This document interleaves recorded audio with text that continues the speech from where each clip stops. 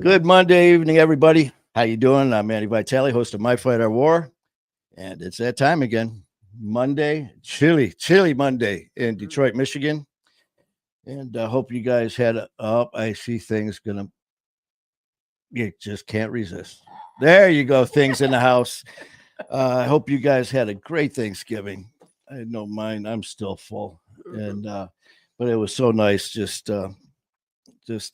food, family, friends, just enjoying things. So I hope you guys had a good weekend and Thanksgiving as well. And let's bring OG on here. There you Good go. evening, OG's in the house. everybody. We're right. It's a Monday night. It's a wonderful thing. It's a good night. We'll get this party started shortly. And tonight we're very lucky. I got my good brother here, Jonathan Koike and Koike. Koike. I'm sorry. Give me your name. I guarantee you I'll screw it up. Yeah. Give me any name. I'll screw it up. Yeah. Jonathan Koike. And I met Jonathan through another friend and started chit-chatting a little bit. And, you get those people you talk to and you just kind of relate to. And pretty much that happens with a lot of our stories. So me and Jonathan talked a little bit. And his story is pretty unique, as all of ours are. And next thing you know, it's like, dude, you got to come on. And he graciously said yes, and he's here. So let's get Jonathan on. Jonathan. Hi, Jonathan. Hey, how you guys doing? All right, brother. How are you this fine evening? I'm great. Thanks for having me. Oh, are you kidding, man?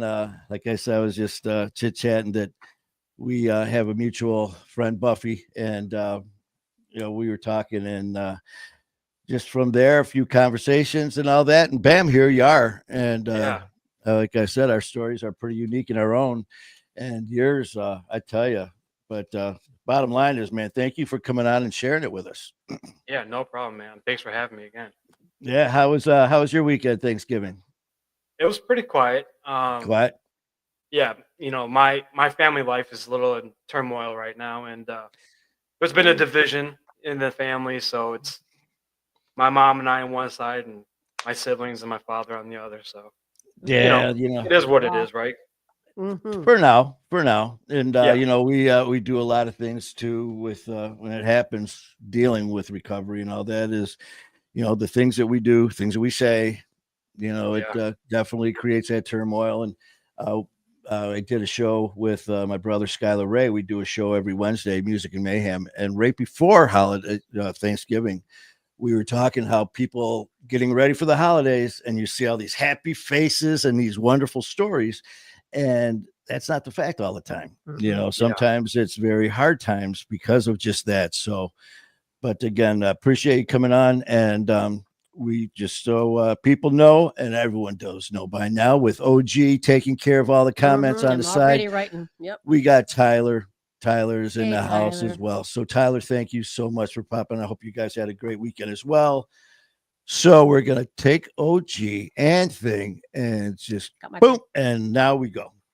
So, like I said, we got Jonathan on here, and we were just talking about some of our issues and our battles, and we're just getting to know each other. And let's just start from the beginning, man. I mean, tell us a little bit about yourself, where you're living, where you're from. Yeah, so I'm originally from Kentucky, small town called Paducah, on the west side of the state. And when I was young, we moved up to Michigan for work. My father's Japanese, and he got a job within a company called Marubeni. My childhood on the outside looked normal, and it was the dog, the parents, in a suburbanized neighborhood. But on the inside, it was just chaos. I think my story is probably a lot like a lot of people's. And anyways, I went to Troy. I graduated from Troy High in 2000. Growing up, I played soccer. I traveled the world playing soccer. I played in Europe, played in Amsterdam. Damn. Yeah. So, I mean, I've been real fortunate. I've been real athletically gifted. And, I played sports my whole life, and drugs and alcohol were never part of that. And when I got to my teenage years, I started to dibble and dabble, I think, like a lot of guys or people do maybe at that age. And I never took it far. when I was 19, I joined the Marine Corps. 7 weeks into boot camp, I got kicked out for being a fraudulent enlistment. And I wasn't medically cleared, although at the time, my recruiter had just said, if these questions are asked, just say no. But that didn't fly, and they sent me home. When I came home, I think I was really kind of depressed. And that was in July of 9/11, the year of 9/11.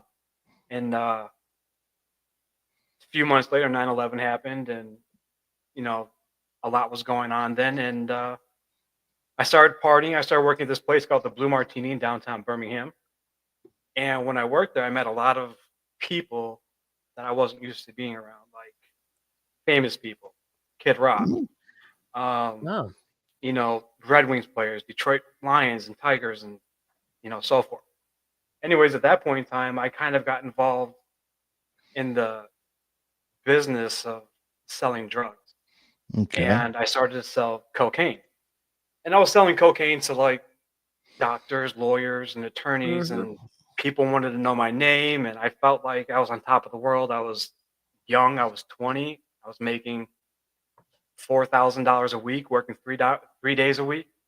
I had my own place, my own car. I had a motorcycle. I had a girlfriend. And, I always had a rule.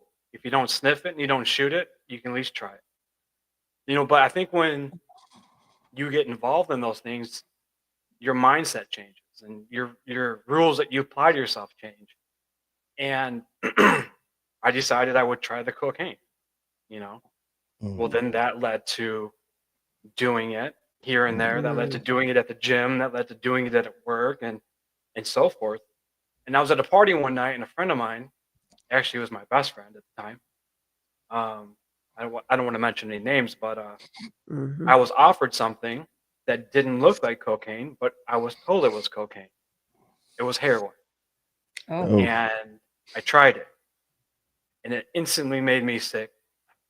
But at the same time, this euphoria came over my body, this warmth. And even though I was physically ill, I instantly fell in love. Wow. And within 6 months of that first use, I was in prison. Within 6 months. Wow. Well, within okay, let me rephrase that. I started using it, and I had been selling it prior to that for, let's just say, a year, 2 years, maybe, around that time. And around that time, the age of 21, maybe almost even 22, I started using. Within 6 months, I was in prison, yeah. Or jail, I should rephrase that. I was in jail, and I was put into something at the time, I think they still have it. It's called drug court. Yep. With drug court, you got to do 90 and 90. You got to do sober living. You got to do rehab. And there's so many things that go along with that. And when I went into transitional housing, I relapsed in transitional housing. When I relapsed, that was my final strike, and they put me in prison for 18 months. And at the time, being young, being a guy who's full of confidence and all these other things going on, prison didn't really phase me for 18 months. It was more or less, at that time, I felt like a badge of honor. I felt like it was something that made me look like a tough guy. And, being so ignorant and, really the word is stupid. You thought you were bulletproof, man. Yeah, I went in, hanging out with gangbangers and walking around the yard like I owned the place. And within 18 months, I was home. Fast forward time, I come home, I'm clean. And a friend of mine, his name is Mike Harvey. He's gone now. This guy was like my brother, man. This guy came and visited me in prison all the time. He wrote me letters every day. Well, he had decided to stay the night at my house one night. We gone out, and he was drinking at the bar. And I didn't know, but he had been seeing a doctor who prescribed this medication to him. And to this day, I don't know what the medication was. In the morning when we woke up, he was in my room. I was sleeping downstairs. I went to wake him up. And when I rolled him over, blood just oozed out of his mouth, his nose, his eyes, his ears. He had hemorrhaged on his lungs in the middle of the night and died. And when that happened, when the cops were called to my home, when they got there, they arrested me Oh my because God. Mike was African American. They thought he was my drug dealer. And it was just mistaken identity, really. At that point, they didn't know what was going on. They just detained me. And I ended up getting hogtied that day when my brother's laying on the floor dead. And I'm looking at him, and all I see is red. It put me into a tailwind spin. I ended up stealing my sister's car. She had to call the police because her purse was in the car. She had to report it stolen in case something happened. So she did that. And I started committing a series of crimes at these gymnasiums where I was breaking into lockers to take people's stuff to buy my dope.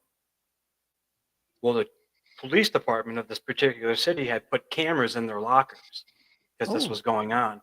And one day when I opened one of these lockers, I see a flash. It had taken my picture. So from there, I was now a person of interest, and they put a GPS tracker on my car, and I didn't know it. So I'm driving down to Detroit one afternoon, not too long after that, and I get flicked by a car that was undercover.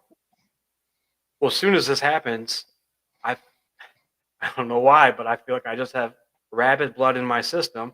I take off, and I get away. Um, Little did I know, they already knew who I was because of the GPS tracker. They had been following me. So my buddy at the time, he was screaming, crying. Basically, I let him out of the car. I kept going. Well, I ended up getting arrested. Ended up going to rehab. My sister bonded me out, let me out, took me to rehab. And the condition of my bond was I had to be in rehab. Well, they took me to this place in Battle Creek, and I was there for not even 48 hours. And the admission to go to this rehab was $20,000 cash, non-refundable, which my parents put up. Yeah. Wow. So I'm laying there in detox, feeling like shit, and a landscape company pulls up. And I go outside to smoke a cigarette, and I see that there's keys in the truck. So I unhitch the truck, I jump in the car, and I take off. So here I am in Battle Creek trying to make my way back to Detroit, right? In this stolen truck. As I'm flying down this dirt road because I'm in a panic and I'm sick, this lady pulls out in front of me in the car, and I clip her, put her in the ditch, but I blow up the engine in the truck, and the radiator's going and it's smoking. I'm going down the road, and the truck breaks down. I'm on, I think, I-94 or something. I don't know. I'm out in Battle Creek somewhere. And this guy who didn't deserve this, who's only trying to help me, pulls over and asks me if I need a ride because that was my truck that broke down. And I said, "Yeah, can you just give me a ride back to the company?" And I just went with the flow. Well, with the story. And yeah, so I got he had a minivan. I got into it, and as we left, he's telling me his story as he's driving. You know, I'm retired. I just deliver the parts for Ford, and I just do this for something to do on the side. And he says to me, "Do you mind if we stop, and I can just finish my delivery, and I can just keep on taking you where you need to go?" And I said, "Sure." As soon as he got out of the car, he left his keys in the car.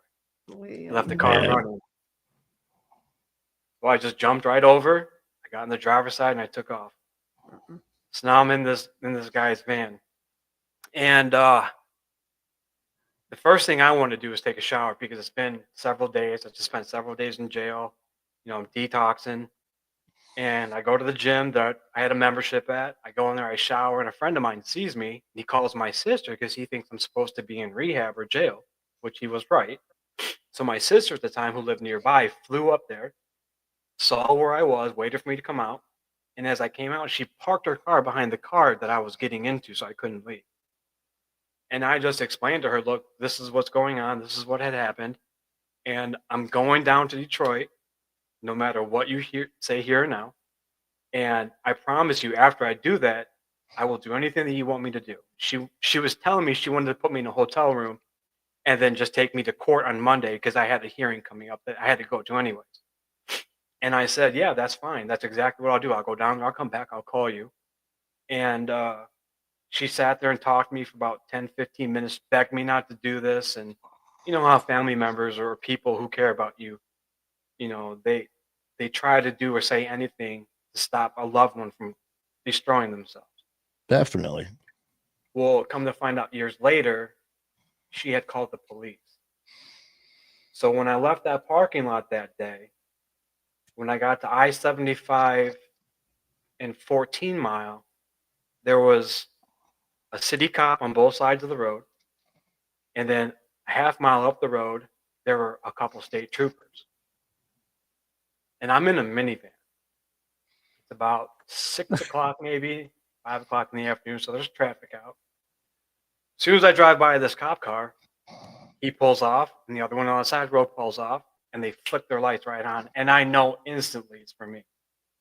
So I just put the pedal all the way down to the ground, and I take off. So I got that high-speed minivan, huh? Your high-speed minivan out, and they're in these interceptors. Right. So I get up a half mile down the road or a mile down the road, and at around 12 Mile, some state troopers jump in. And I get to 11 Mile exit, and there's more cops there waiting for me. Man. And I just get off. I'm in downtown Royal Oak, and I'm just hitting every corner, hitting every bend, running every red light to get away these guys.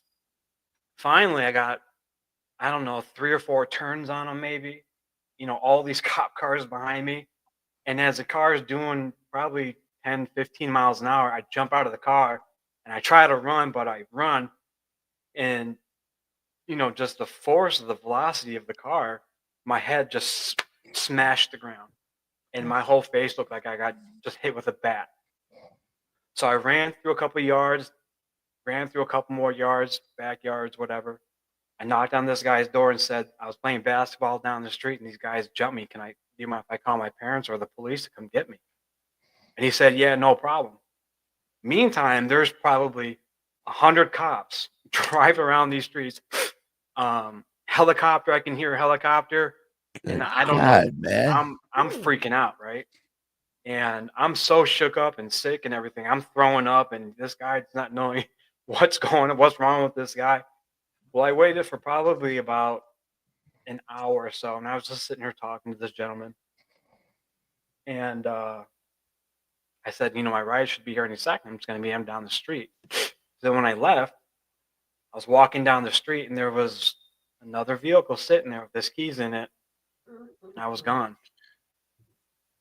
So all this is one day. All this is like a matter of hours that this is taking. This isn't a matter of like 2 hours. Yeah. Whoa. Okay. I mean, we did talk earlier. About this isn't. I haven't even gotten to that point yet. That's what I mean. So I have a little bit of insight what's going on. No one else does, but. So within this one day, the first one was what was the first car you got? No, that was the second one, right? The first vehicle you fled in was what? That was a Honda Accord. That was the Accord, and then that was my car. Yeah. Then that blew. Then was it the pickup truck? So I got away in that car. That was over and done with, right? Yeah. So the next car was a pickup truck. And then that turned into the minivan, which then turned into another pickup truck. And then jumping out, bailing, and then you're at this. So this guy, man, it's just so here. This guy lets you in. First of all, the guy that's delivering parts. I mean, the series of events that are happening here. I mean, it's like a TV show. Yeah, I mean, you're waiting to see like Chicago Police or something like this, like the show featuring Jonathan, and like going. It sounds like, I mean, with these chases and stuff, is just insane. So now the last that we have is you're telling this gentleman that, hey, listen, I got jumped by these guys, and meanwhile, you say cops. Helicopters, shit everywhere. And you decided, so you left his house. I waited about an hour. Yeah. I left his house. And as I was walking down the street, there was another car sitting there that I jumped in and took off in. This particular car. Okay. So I go down, I get whatever it is that I got, right? I come back. I went to my sister's house, just like I said. When I knocked on her door, the look on her face at the time, I just wasn't understanding. I thought she was just surprised to see me back so soon or whatever. Because in her mind, she had called the police, who had set up basically a barricade to catch me in a grocery getter, and there was And 4 cops exactly waiting for me, and I got away from all of them. in a minivan. Yeah, I just, so this particular car, I don't want to incriminate anybody, but no. the car itself was, let's just say it's no longer here. Okay. Okay.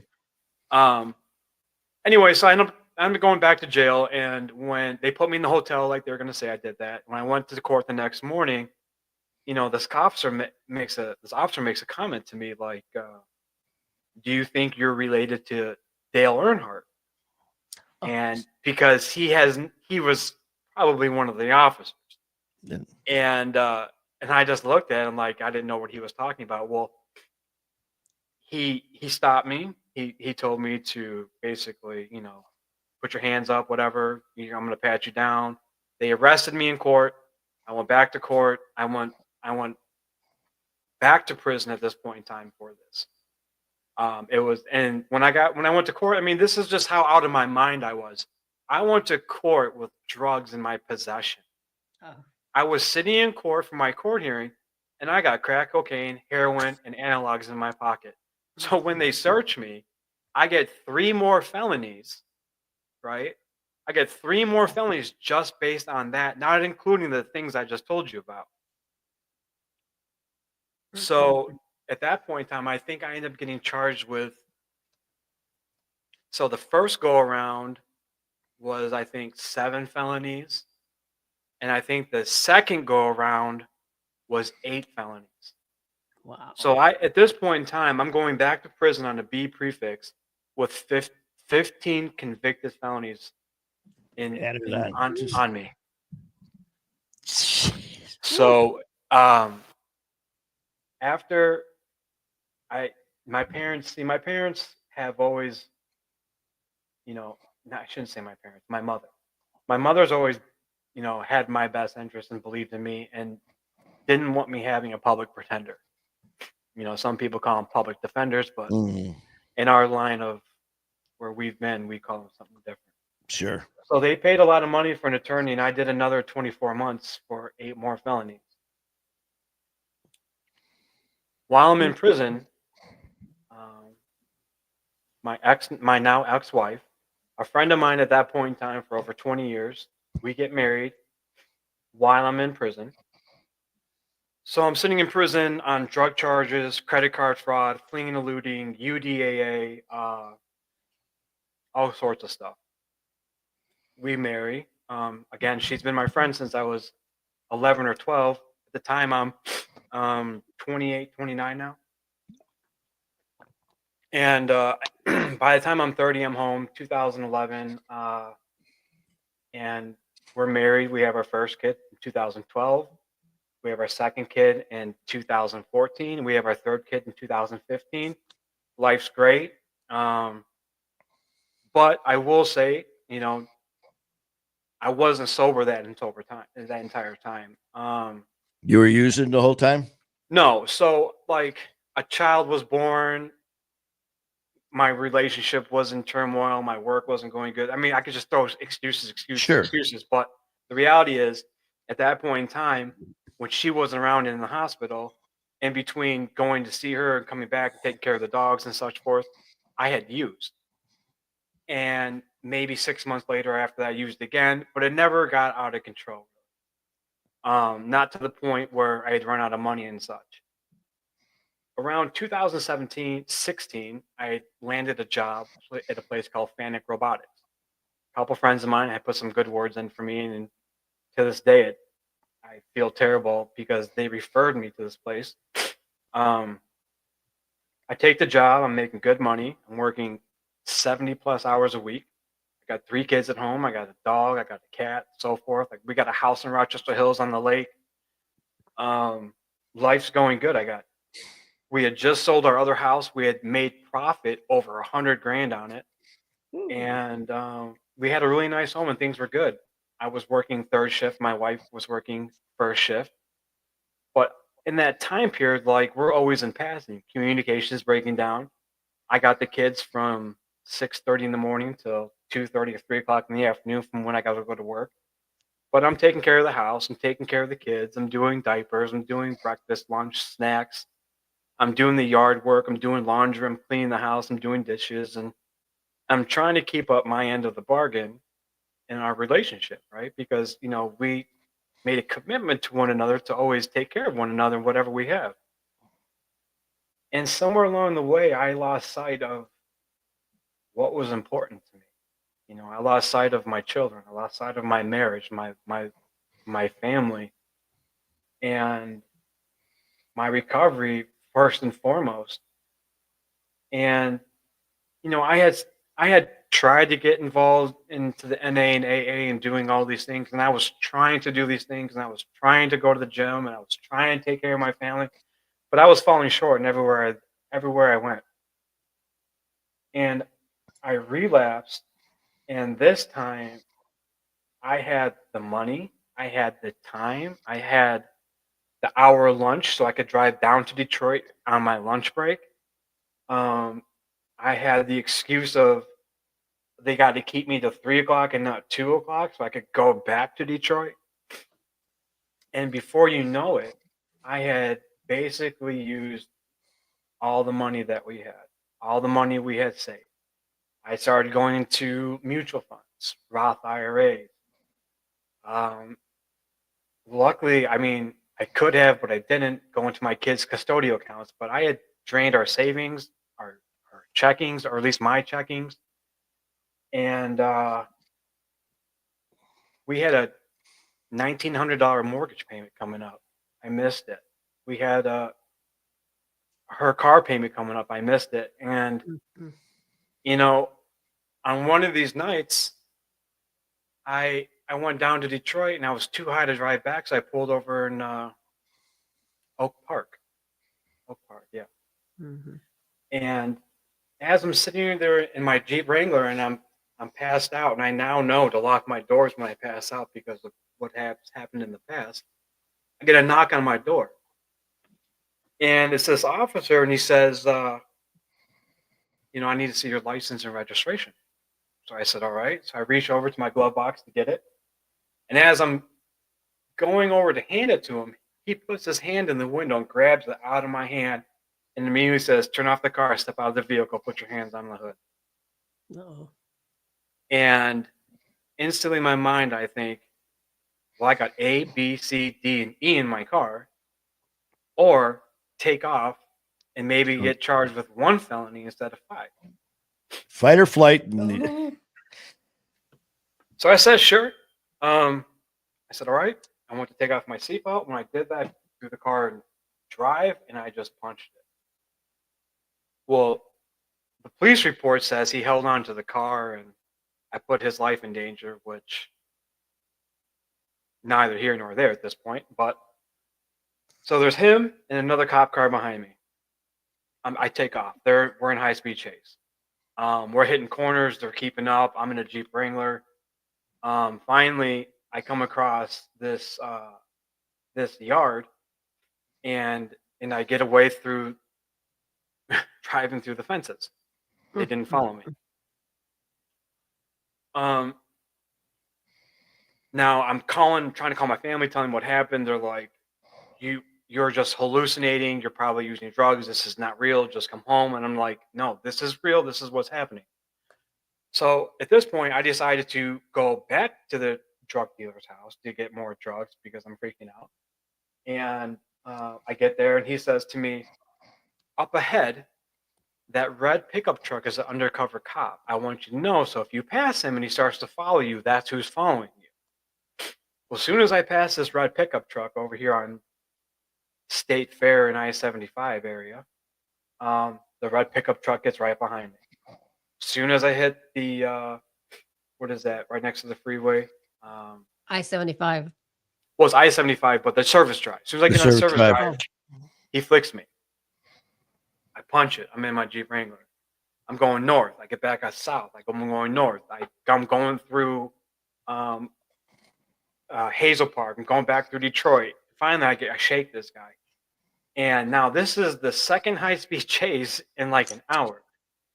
And so now I'm at 6 Mile and John R. And there's another like construction area over there where when I pulled in, I didn't realize there was one entrance and one exit. And I got these drugs on me that I need to take because I'm going to get sick soon here in a second.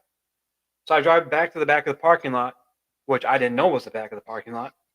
And as I'm setting everything up and doing things, I look in my rear view mirror and there's like 7 or 8 cop cars blocking the only exit out of here. And I hurried up. I finished doing what I was doing. I loaded up. I saw 2 chain link fences and a wooden fence. I threw my car in 4-wheel drive and just blew through all of them. They didn't even chase me at that point. So now,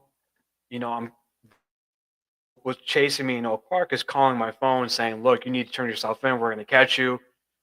I don't care where you go. We know where you work. We know where you live. We know where your sisters live. We know where your wife is. We know everything. And they're naming addresses. I'm not returning his call. He calls me back and says, hey, look, we found a wallet someone turned in from La Stefan. If you want to come by and pick it up, just come get it. So yeah, I go, okay. Right. Yeah. So I'm panicking now because now I'm wanted. I just had all these high-speed chases happen, and I have no money. So I go back to my work that night. I had done some research online and found some people that were in the local area that buy parts from the company that I work for, which is a robotics company. I took a couple pallets of stuff. It accumulated to $289,000 worth of stuff. I didn't know the value was that much. And I contacted people that were selling these products and said, hey, look, I have some of these products that you sell. I'll sell them to you for a third of the cost that you're selling them for. Well, I'm making transactions of 30 grand, 50 grand, 30, 40 grand. I think I did several transactions that equaled a little bit over 100 grand, but the charge was 289,000 based on the amount of the cost of the parts. And now I have all this money in my PayPal account. And at the time, being so ignorant, I didn't realize also at the time that when you transfer more than $9,999 from one account to the next, it flags the feds, the IRS. And so that now I'm transferring 30 grand at a time, 40 grand at a time into bank accounts, and I'm going to banks and withdrawing the money. And when I go to the banks, they don't have the cash. So I'm on the run. I have all this money I have access to, but I can't get it because they don't have it. So now I'm having to go around and order the cash from bank to bank and wait a day here, 2 days there to go pick it up. And every time I'm going there, being on drugs, you're already paranoid. But when you're on the run, I mean, that just enhances everything. So I'm going to these bank accounts, and I probably look like just the craziest person in the world, sweating and panicking, flush white. Well, where are you staying? You said this takes over a couple days to do all this. So yeah, where are you staying in the meantime? Took several days. I'm in and out of my Jeep. I'm sleeping in my Jeep. And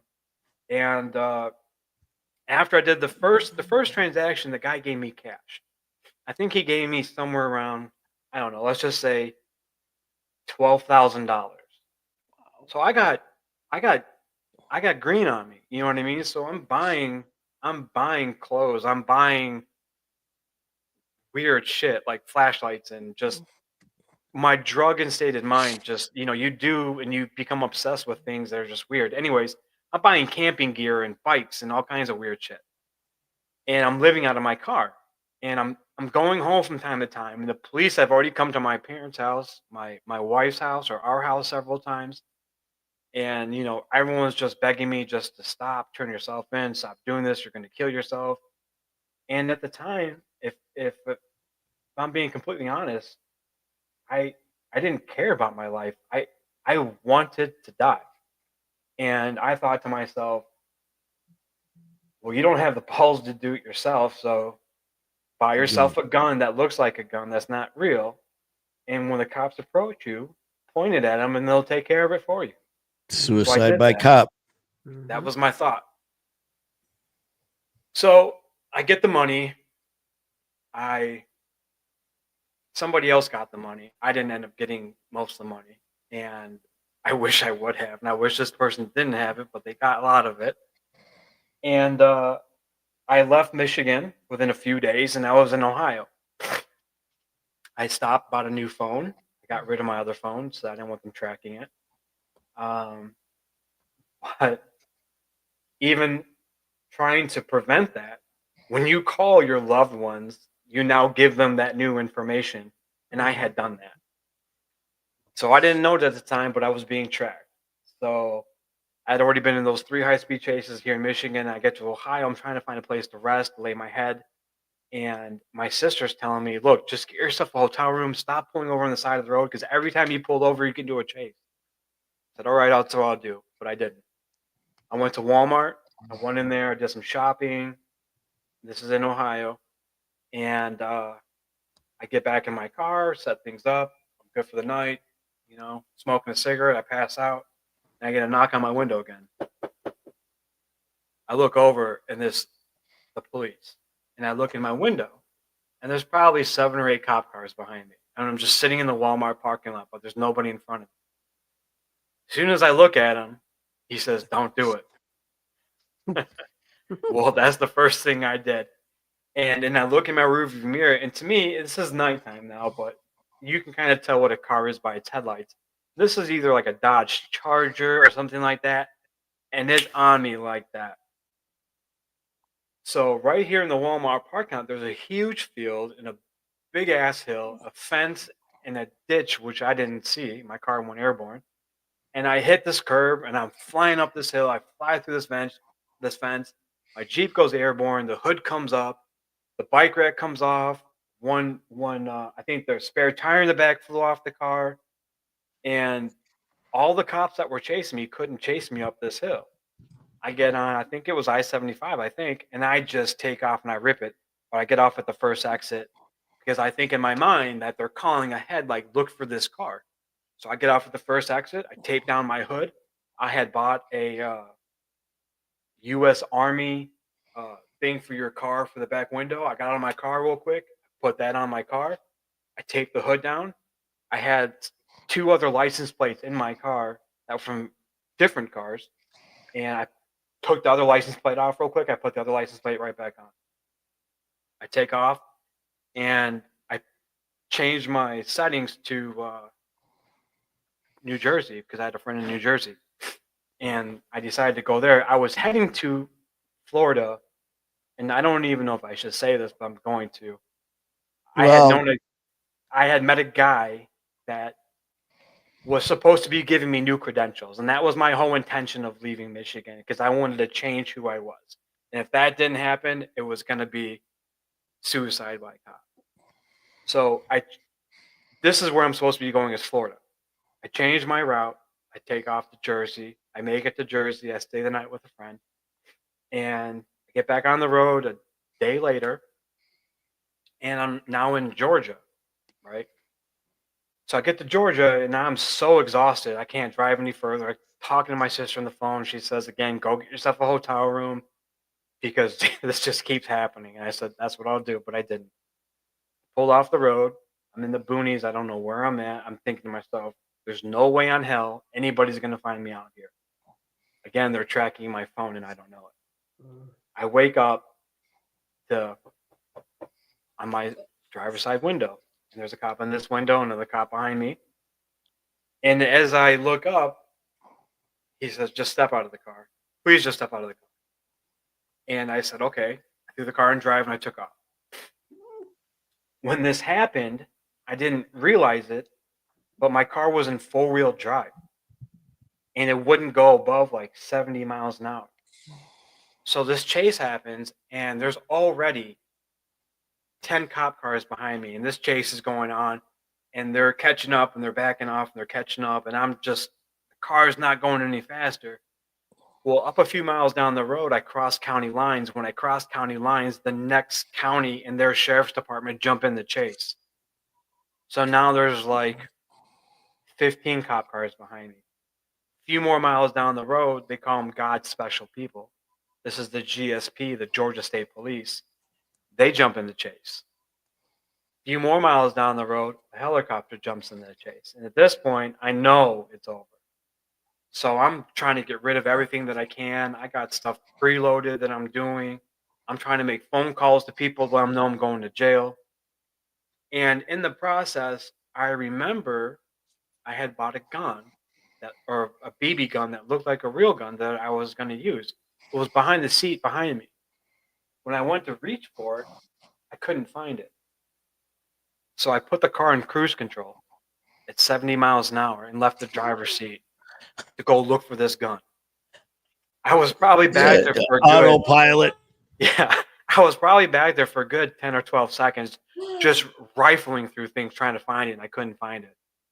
And, here and now telling you this, I believe to me that I I think God took that out of the equation for me. You know what I mean? I that's how I believe in my heart that even though here telling you this, and I'm not trying to idolize this story, but I'm just trying to give you the details of what has happened. I believe that was taken away from me for a reason. Anyways, as I'm looking for this, I can't find it. I get back in the seat. A few miles down the road, there's two more cop cars on both sides of the road. And as I'm driving up to this, the other cop cars are backing up. And I see a sparkle go across the road, up in the air. It looked like fireworks. And I said, oh, wow. And at this point, I can't hit the brakes because I'm just going to spin out of control. And I go over it. My tires, a few more miles down the road, I'm on spinners for real. Yeah. And now at this point, they're trying to pit me, right? You know what I'm talking about? When you're driving, they hit the back of your car, they spin out. Oh, yeah. So they're doing this, and as they come up, I hit the brakes, and I'm ramming into cars, and I'm knocking this one this way, because my car is a little bit bigger than their car still at this point. And even though I'm on basically just all flats, the car still would handled a little bit, up until the point the tires all came off. When that happens, it just took one nudge, and the Jeep went sideways. I don't know, probably 50 miles an hour, who knows. And when it hit the grass going on that angle, the Jeep just went and tumbled. And when it went to flip and roll, I went straight through the roof. I don't know how far I flew. At least, I mean, I was in and out of it coming back from that flight, but it was at least 40 or 50 feet in the air. Wow. When I woke up, I was hogtied. They had picked me up, and then they sent me on top of what they called at the time, and they were laughing about this, a piss ant hill. And I didn't know what that was. Come to find out, a piss ant is a fire ant. Oh. I ended up having to get treated for the poisoning or the venom from the ants because I had probably 200 bites all over my legs and body from these ants. Oh my God. And that was the most horrific, worst part of this entire trip so far. Having being bit by at least, I mean, they're like bee stings. That's what they are, right? And they immediately took me to the hospital, and I didn't know at the time my leg was broken. And when I finally came back to, I woke up in a room by myself with no police officers, nobody around. And I thought maybe this was just a dream. And I got up to open the door to take off. And as I turned the corner, I ran into an officer. And he says, "Are you trying to run? Are you trying to escape? Is that what you're trying to do?" And I said, "No, my foot's broken. It hurts. Can you please get a doctor?" And he said, "All right, well, come to find out my foot was broken. I didn't know it at the time." But I ended up going to the county jail in Brantley County, and then I went to the next county jail, which is off the top of my mind right now. And in total, I probably did only 2 months because everything that happened in Georgia and in Ohio were all misdemeanors. Ohio said we don't even want him because he was doing less than 100. It's a misdemeanor. Let it go. Georgia, it's doing less than 100. It's a misdemeanor. Wow. So I had all this money, right? I'm sitting in their county jail and I'm sick. They put me in a room that's not even a jail cell. And the jailhouse administrator came and saw me and says, "Hey, look, we're going to take you to court the next morning for a bail hearing. If you want, you can let us know if you're going to be able to afford bail or not. I said, yeah, absolutely, I'll be able to afford bail. There was probably, I think, close to $20,000 in my Jeep in a safe that I had mounted underneath of it. Okay. And when they took me to jail, I had another $1,700 in my pocket and a pack of cigarettes. So they ended up putting that money in my account. And the jailhouse administrator said, look, if you'd like, you can sign these papers. I'll go get the money for you. And when you go to your bail hearing, you'll be able to bail yourself out. I thought, great, because I don't want to go to Michigan. Well, I went to the court the next day, and when you go to court down there, you go straight into the judge's chambers. You don't go to the courtroom or anything. It was the weirdest experience ever. And this guy is telling me, yeah, when she gets your money, she'll be able to bail you out and so forth. Well, he's an ex-cop. He knew the rules and laws, and so did she. When they got the money out, the first thing they said was, well, look, we didn't realize that there was this much money. We believe it's drug money, and until you prove otherwise, we're going to keep it. I was going to say, man, something like that with these laws, what has just transpired? A mounted safe on a Jeep. Mm-hmm. I mean, so I ended up getting charged with a felony in Georgia, and the only felony I got charged was with having an unmanufactured stowaway unit in my car. That was the only felony I got because I did that, and that's a law in their state. So I had to hire an attorney who then had to go to the banks because remember, I told you I got this money through my bank account. This wasn't money off the street, so I had actually receipts for all the money. They ended up giving me all the money back, and I ended up paying, I think, $7,000 for my attorney, and then another $3,000 in their court fines and costs and restitutions and such have you. And then later on, I got a bill for the cop cars that I ran into. I did my time in the county jail. I got transferred to the next county jail. I had tons of cash in my account. And one night I'm sitting in the county jail. They're like, pack your shit. You're going home. You get to leave. As soon as I get to the front doors. There's two sheriffs from Oakland County sitting there waiting for me. And they said, yeah, we're here to get you. You're being extradited back to Michigan. And they put me on an airplane. We flew just on a regular plane. I was the first person on, last person off, handcuffed, walked to the airport like that. It was the most embarrassing thing I've ever done. And at that point in time, I weighed 142 pounds. Right now, I'm about 210, my normal weight.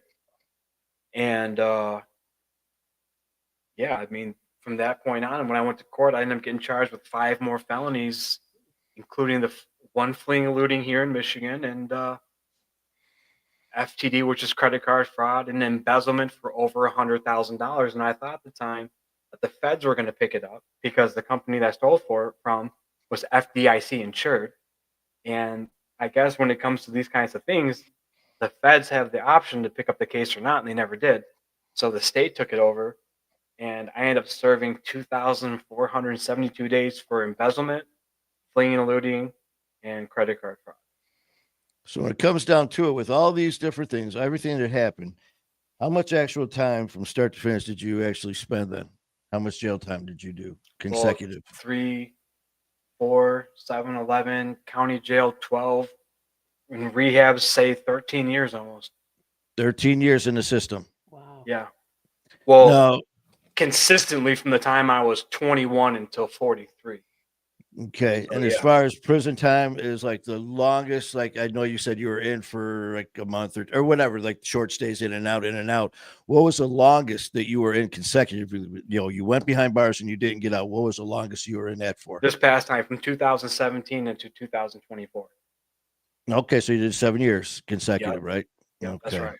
Now you said, you know, we were talking about, you know, the past when things started going good. You know, you had this person that this friend that you've known her your whole life, and next thing you know, things are starting to turn around.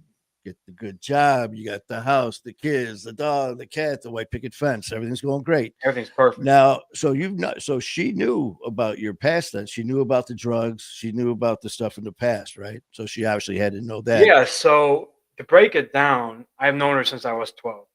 Oh, okay. Her ex-boyfriend, or one of her ex-boyfriends, was one of my best friends growing up. Her ex-boyfriend that was one of my best friends growing up is the one that duped me into doing the heroin. So she had dated another guy that was a heroin addict. They broke up. She dated somebody else. And she's always known about me because I've always been in and out of her life since I was 12 years old.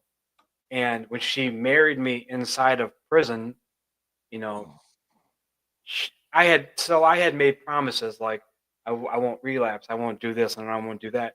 And when it happened, she was devastated. She had looked at it as if, I mean, which is partially true that, like, I had kind of disrupted her plans for the future of what she wanted for herself and her kids and her family.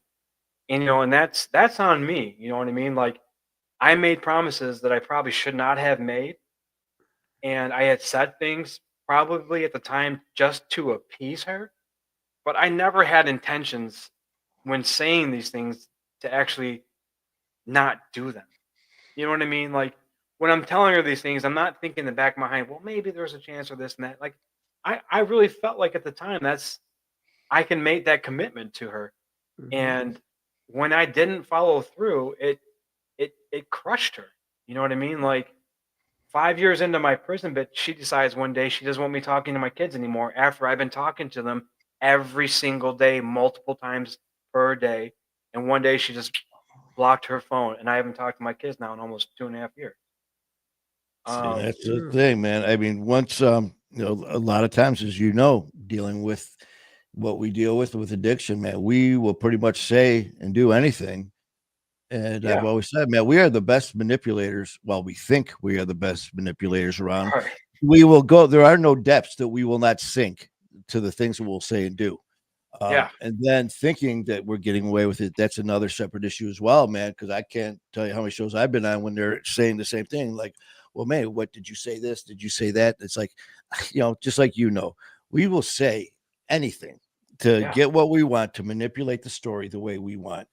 And so that's just pretty much how we do these things, man. So it's been I'm sorry, you just said that after 5 years she was like, you know what, you're not talking to the kids anymore. And you said yeah, it's been 2 years since you've talked to your kids then. yeah. It's been over 2 years, and the really thing that I feel like was my final breaking point with being able to actually really let her go.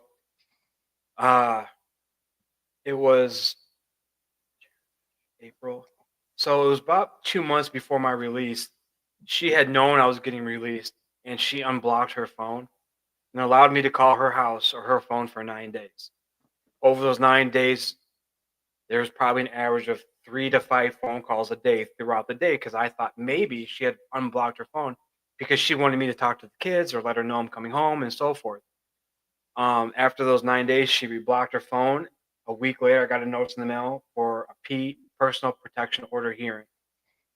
So then she took me to court and said that I had been harassing her and calling her phone.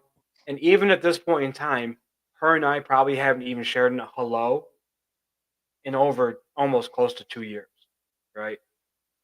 And she brought phone records showing the times and days that I called. I tried to explain to the judge, this is why I was calling. I've never called to talk to her.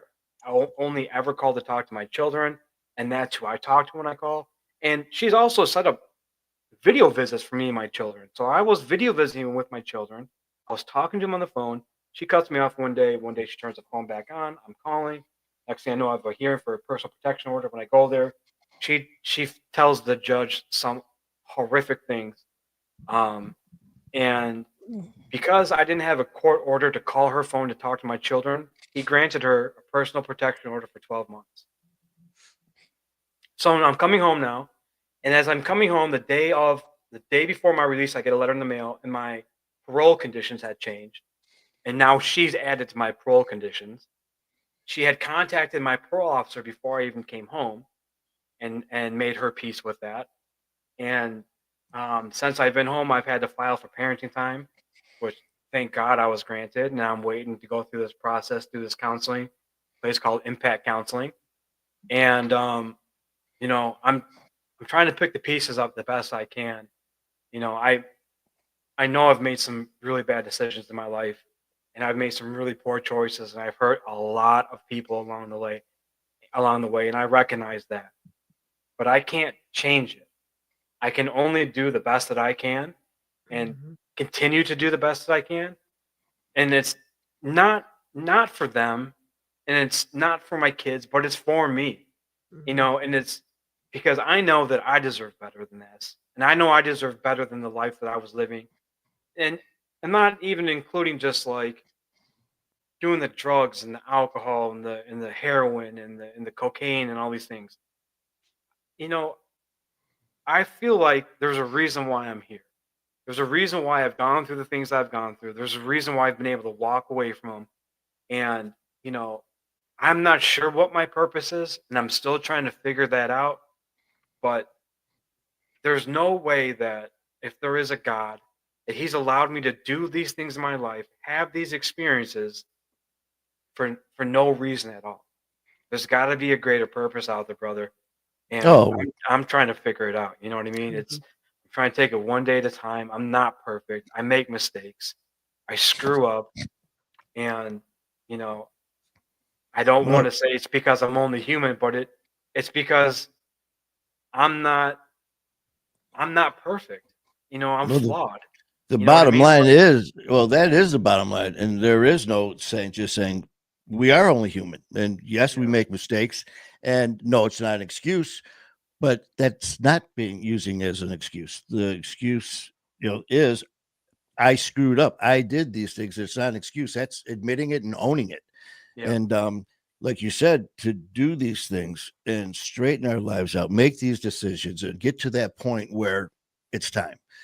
Then that's when it's time to put everyone else. It's almost like going back into times with an addiction.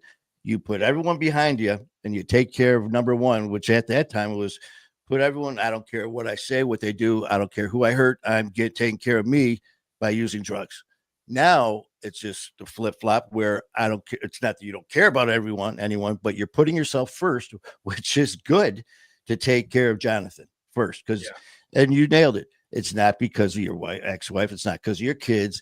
Well, it is, but first and foremost, it's got to be for you. Just like for me, it has to be absolutely. for me. And then in the process, it is about your kids. It is about your life and your family and your sister and all those bridges that have been burned to try to build them back up again. And so I get it, man. And you know, we don't, we could sit there and go back to looking at our past. Yeah, we can't change it. And I'm sure you've been told the same thing I've been told. Like there's times where I'll sit there and go back and forth on, thinking about the past and things that I've done. And they're like, oh, don't sit there and don't dwell on the past, or I'll bring things up. And they're like, oh, let it go. And it's like, no, I'm not going to let it go. I'm not Yeah, dwelling on it, but I'm thinking about it. And I'm glad that it bothers me that when I think about the things that I've done and the people that I hurt, I'm glad that it upsets me and that I get angry and I cry, and it hurts me thinking about these things, because it shows that, hey, you know what? I'm still in here after all the stupid shit I did. And so I use it as a learning lesson, to remember the stupid shit that I did and learn from it. So, I mean, it's, it is it is like you just said, one day at a time, one yeah. step at a time, man. Not even getting into like the details of the things that happen in prison, but I just I found myself doing a lot of time. Of course I committed crimes, right? And of course I need to go to prison and do my time for it. But as maybe you also can relate to this, I was like, I was doing more time than people who do some really heinous stuff. You know what I mean? I'm talking about like child molesters and things like that. And I feel like a lot of times that people in prison become victimized in prison because of situations. And not trying to get into like all the nooks and crannies of it, but being in prison, I was in 3 different stabbings, and I was in 2 different gang fights, not even being a part of these things, but just being victimized of being just somebody from where I'm from and looking the way I do. And this the the price that I've had to pay for the decisions I've made has just been gigantic. And you know, I'm at a point in my life where I need to remind myself of these things that has happened to me so that I don't go back, because listen, you Exactly. know, I'm 43. This started happening when I was in my early 20s. This has been going on for 20 years. There's got to come a point in time in my life where enough is enough, dude. And, you know, I have to make that turn, and I'm doing everything that I can to do that. I feel like at this point, again, I'm not perfect. I've made mistakes. I continue to make mistakes. I'm gonna continue to make mistakes. But, I just want to stress that, how you just mentioned recovery needs to be number one, and it has to be priority, and it has to be for you. Mhm. When we lose sight of that, the second we lose sight of that, that demon just comes right back. Oh You know, yeah, man. Once we start to with the second that all of a sudden you got that little bit of confusion, that little bit of scatter going on, where it's just like, man, you start to doubt yourself. Man, that's addiction. That's addiction man. coming back, because what it is my own opinion, when you start to get that, it's because you're getting even closer to healing. The closer you get to healing, the closer you get to succeeding, the more the devil right there is like, hey, wait a minute, man, Jonathan's starting to do too good. Mhm. So let's remind him of these terrible things to put these doubts in his mind, where that's not the Yeah. case, man. We don't have to be reminded of the shit we did. We know it. But so what I try to do whenever I have moments like that, where I start to get this out of the blue, where it's just like, damn, man, I was doing so good. Why is this happening now? Well, I was having some issues with that as well, until I was at church and I was listening to Father John, man, and he was just like, we get to those times where you start succeeding, and then also you get the carpet pulled out from underneath you. It's like, what? I was doing everything right. Why is this happening now? It's because, you know what, my brother, you're getting closer, to God. You're getting closer to succeeding, and devil doesn't want that shit. He wants us wants us for himself, and so it's not these bad things. It sounds silly, sounds stupid to say that these negative things that we are starting to notice at the weirdest times, take a second and and it's hard to do it at that moment, but it's like, well, wait a minute, okay, this out of the blue just flickered into my head, because I am doing so damn good. It's because I am succeeding and I am getting closer to my goals. So that's that doubt that is now being put into my head. You know what? It's okay to screw up. It's okay not to go to a meeting. It's okay not to make that phone call to my loved ones. Just this once. No, screw that. That's because you were just getting closer to doing the right thing every day. Yeah, those are some powerful words, man. Thank you for that. Oh man, well you got it. These are all been words that have been shared, with me by some very important people, and it's just we doubt ourselves. And I've always said, man, addiction is just a word. Addiction is not a death sentence. It's tried to kill all of us, and unfortunately, it has killed a lot of us. It's killed a lot of our family and our friends. Yeah, My yeah, best friend died right in my arms, man, and from drinking, from organ failure.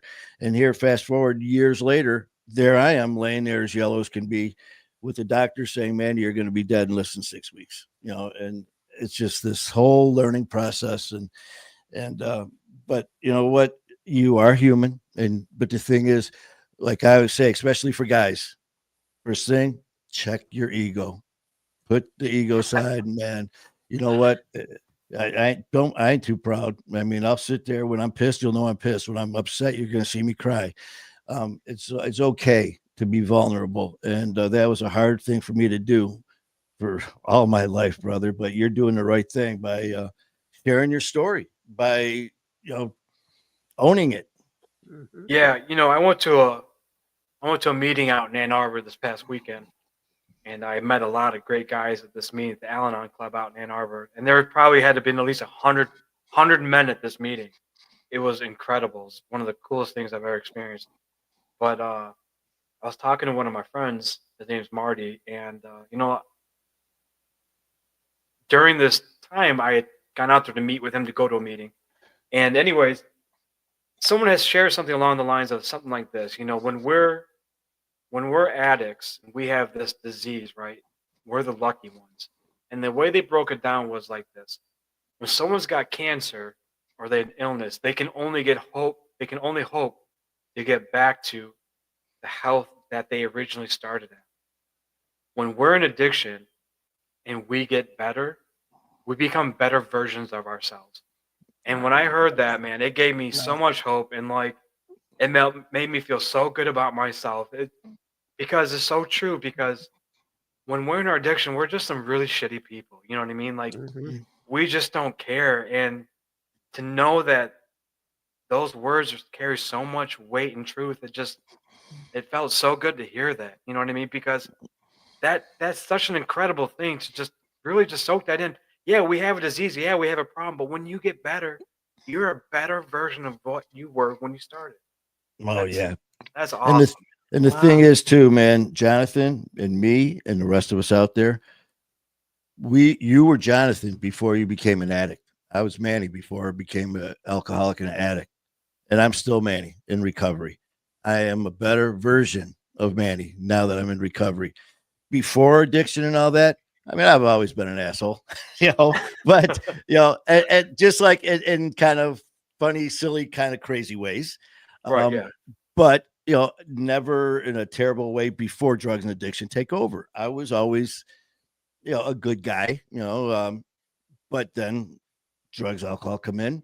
And now in recovery, that the old Manny is back, a different version, a better, a better version. You nailed it, a better version.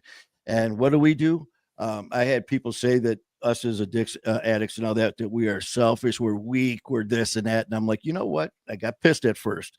And I go, you know what? You're right. When we're in active addiction, we are weak and selfish, and we're all these things because we don't give a shit about anything but ourselves.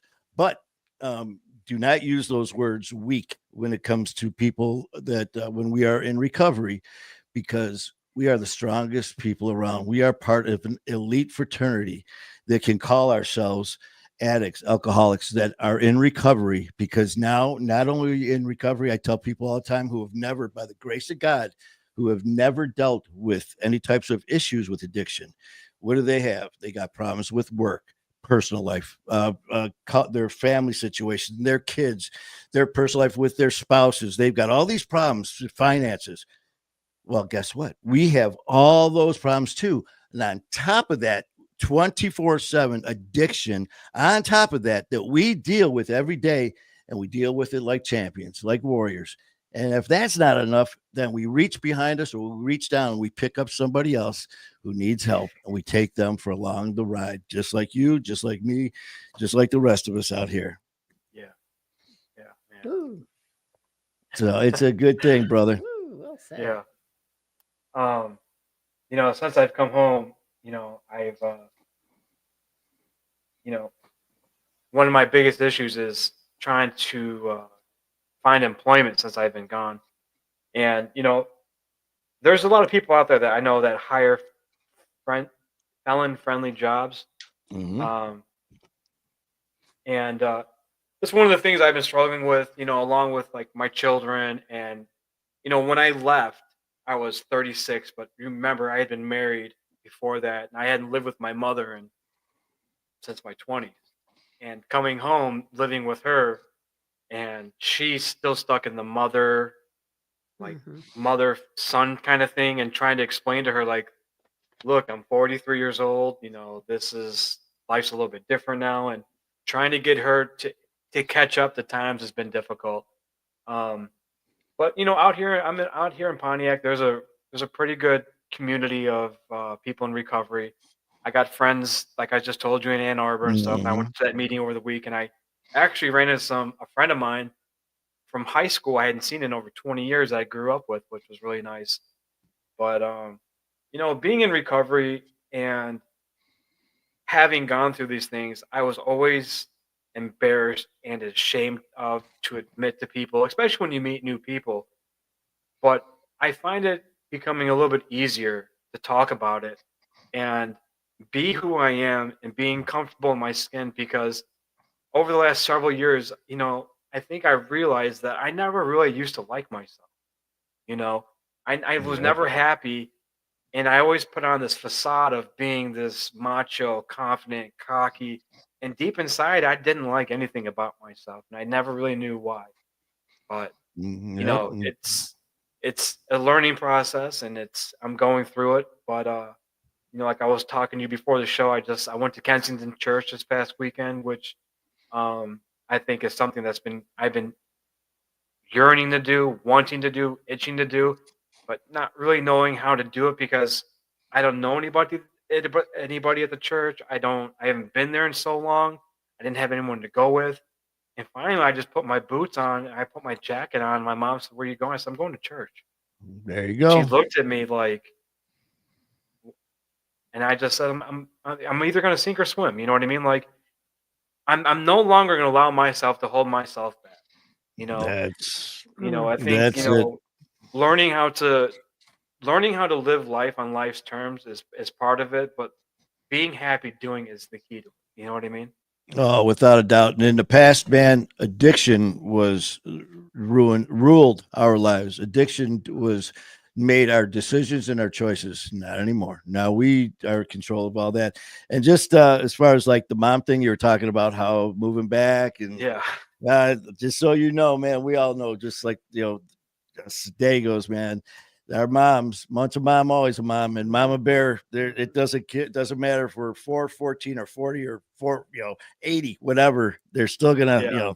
you're my kid, and all You're that. still her baby. You're still her Right. baby, Yeah. man. I But know. you know what? We're you know, there's so much more, and I know that like you said, with work and all that stuff, we're going to be winding up here shortly, but I know that work is a big issue because besides obviously finances, paying bills, and doing all the things that have to be taken care of, not working, man, like they say, idle mind, not good. So just by working, and I know that we were talking before, you do a shitload of stuff, wearing many hats, doing construction, doing rough carpentry, doing finished carpentry, high low, sales. I mean, you pretty much are jack of all trades. So I know that you owned your own business for over 10 years. You're Yeah. dependable, reliable, and all that. And so I know, like right now, if anybody is looking for someone to do any like home improvement, big thing with you, you're the man. I Call know me. we talked earlier. Message him. What we're gonna do is me and Jonathan are gonna meet up and chit chat over lunch and um, about his company that as far as doing home improvement, as far as doing all these other things, but to come up with a game plan to even network Jonathan even more to get his business going. But until then, man, reach out to Jonathan if you need stuff done around the home, if residential, commercial, whatever it may be. He's your guy. He'll meet up with you, talk with you. I mean, you let people know what you do, so you can give them a little bit of understanding of what it is in a nutshell. Yeah. So going back to my late teens, early 20s, my brother-in-law and I started a company called Jack's Home Services.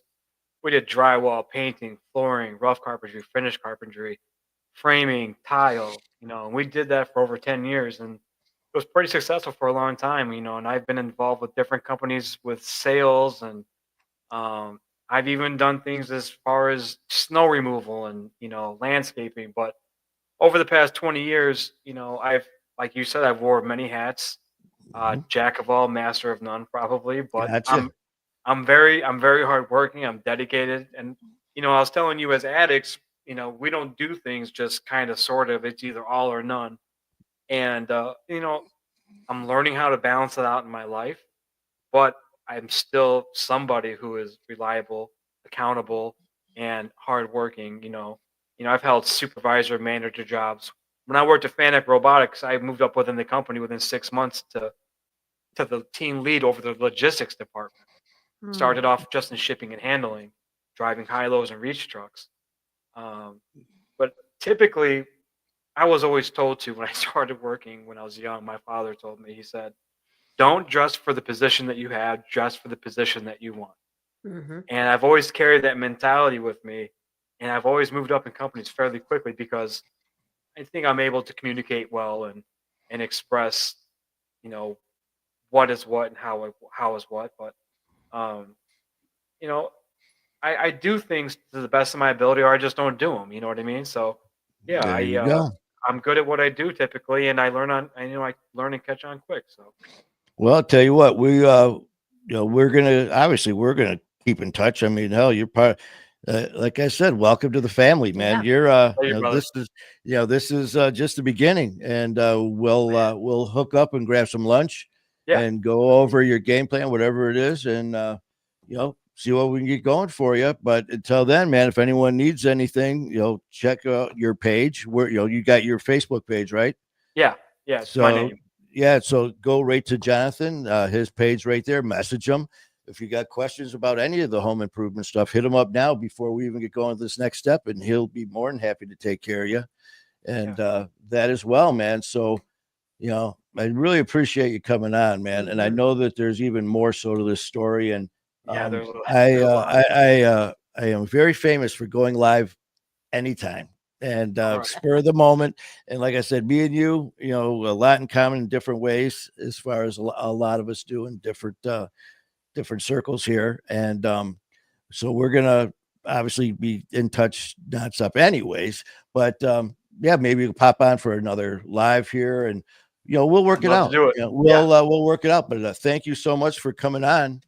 And I will be hitting you up probably sometime tomorrow, and we will work it out. Sounds good, man. Thank you so much for having me on your show. It was a pleasure. It was a blast, man. And anytime you want to have me back, I'd be more than happy to come.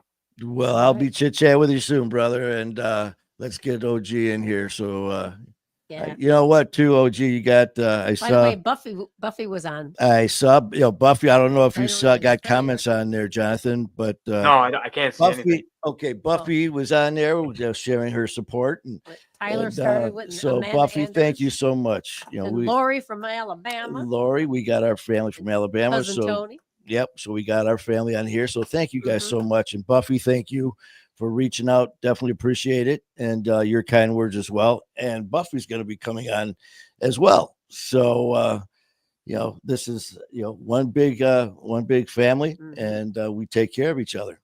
So until then, brother, you have a great night. Thank you so much. And we will be talking soon. Okay. All right. Thank you so much. All right, man. Good meeting you, OG. You take care, brother. All right. Well, OG, that was a heck of a Quite story. A story. Yeah, and there's more to be told, evidently, is what. Yeah, more to be told. Woo. And there's so many different things that happen with our stories, and the twists and turns and the road it takes us on. And you always hear people say that it's our stories are so different. Well, yeah, but there's so much the same. And that just goes to show it right there. Yeah. So thank you guys for your support and all that. And again, if you have anything as far as home improvement, you need some work done around the house, around your business, go to Jonathan's page, check him out, and hit him up on Messenger, man. He'll take care of you. His last name is spelled Koike. Koike. So hit him up, man. We take care of each other in this family. So hit him up if you need any help, or if you know someone who does. So thank you guys so much. Have a great night. And don't forget, this Wednesday, be going live again with Music and Mayhem with my brother, Skylar Ray.